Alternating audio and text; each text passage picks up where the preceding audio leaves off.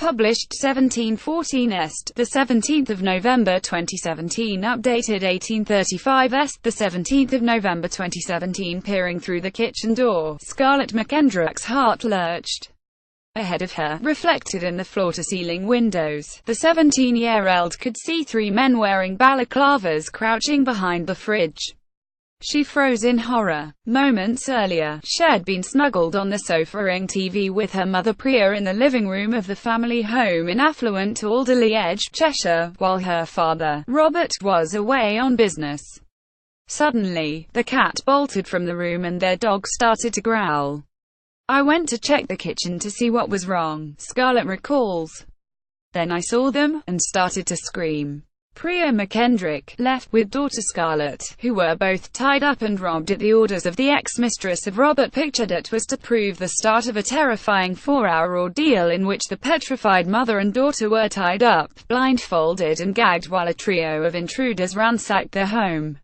In a scene of unimaginable horror, Scarlett was dragged into another room where she feared she'd be raped, and her mother was almost suffocated with cling film to silence her hysterical pleas for the robbers to leave her girl alone. Robert's former Russian lover, Karine Soloway, who ordered the thugs to terrorize the mother and daughter. "All I could think of was Scarlett," says 54-year-old Priya. "I was begging them not to hurt her. I was so frightened that we would not get out alive," she recalls, shaking. Thankfully, their lives were spared and the gang finally left, taking with them tens of thousands of pounds worth of goods. In the bewildering hours that followed, as she relived her ordeal in a 3-hour police interview, one thought crystallized in Priya's mind: "I had this light bulb moment.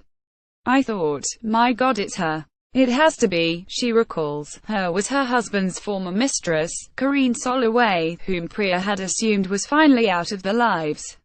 For 3 years, demonstrating incredible restraint, she'd turned a blind eye to Robert's relationship with a 59-year-old Russian businesswoman. The home in Alderley Edge, Cheshire, where Priya was almost suffocated with cling film. Now, 3 years after the affair had ended, she was back and had exacted her revenge in the most terrible way. She had hired a team of men, among them a fantasist by the name of Paul Prior who claimed to be an ex's hitman, to stage a raid on her former lover's home. This week, the extraordinary drama reached its apex at Chester Crown Court, where a jury took just 2 hours to convict Soloway of conspiracy to rob. She now faces a substantial prison sentence. Today, at the family's £1.5 million home, the events of October 6 last year are still painfully raw for all concerned. Curled in front of a roaring fire, both Scarlett and Priya are reflective and still obviously angry. Robert, meanwhile, a tall, clean-cut, outwardly patrician man, prefers to absent himself after bringing in tea and biscuits. "I think it is probably easier if I am not here for this," he mumbles. Little wonder. While relations with his wife and daughter are cordial enough on the surface, there is no mistaking the depth of their feeling over his betrayal. "I tried so hard to make the marriage work, but how much can you come back from?" Priya says. "There is so much resentment that I cannot shake off. He has put us through so much." Robert McKendrick, with his children left to right, Ella, Scarlett and Robbie, on holiday in Tobago in 2000. "I feel humiliated and I still don't feel entirely safe in my own home. At the moment I can't imagine I will ever forgive him, nor, indeed, can Robert forgive himself." Up until 7 years ago, the McKendricks had enjoyed a gilded life. Married in 1991, the couple settled in Cheshire and took over Robert's father's textile business. Their 3 children were all privately educated. Ella, 23, runs her own nutrition business. Robbie, 20, is studying at the London School of Economics, and Scarlett, who, despite her ordeal, went on to get 3 A-grade A-levels, is now also at the LSE studying finance and accounting. There were expensive cars and luxury holidays. "I used to tell myself how lucky I was," says Priya. Over the years, Robert's business interests diversified into investment opportunities in Africa, which frequently took him abroad. Robert McKendrick's ex-lover Karine Soloway ordered 3 men to invade his family's home in Cheshire despite her husband's regular absences. Priya insists that she had no reason to doubt him. But, by 2010, had embarked on an affair with Karine Soloway after meeting her at an event at the Russian embassy in London. At the time, Karine, whose surname comes courtesy of her marriage to a British solicitor 24 years her senior, ran an upmarket private healthcare scheme for wealthy Russian expats. In a bid to spare his wife any more pain, Robert refuses to discuss his feelings for Karine, simply describing her as impressive. "I think my wife and family have been through enough, don't you?" he says. "The simple fact is that this woman and I were both married and we began an affair.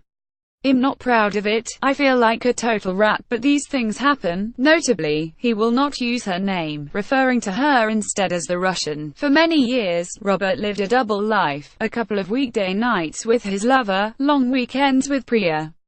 Who knows how long that may have gone on were it not for the fact that, while on a family holiday in Ibiza in August 2013, his eldest daughter spotted a text message on her father's phone. "We were all sitting at dinner and she asked him who he was texting a message with kisses to," Priya recalls. "Abruptly he said it was no one. But in that moment I knew. I demanded to know what was going on." He confessed that he had been seeing this Russian woman for a while. "I felt like throwing up. I asked him if he loved her and he didn't reply," she recalls. Over the following tortuous hours, Priya found out more. She learned that the affair had been going on for 3 years and that Karine had accompanied Robert on trips to Africa. Nor, she discovered, was her love rival the 30-year-old siren of her imagination but, at 55, was 4 years her senior. "I didn't know whether that made it worse or better," she says.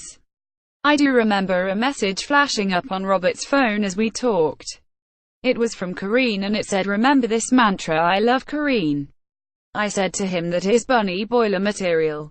Robert McKendrick with his wife Priya, on the couple's wedding day at St Mary's Church in Stafford, 1991. Still, Robert was smitten enough to admit he didn't want to give his lover up, leading Priya to an astonishing decision: "I really loved him and I loved our family.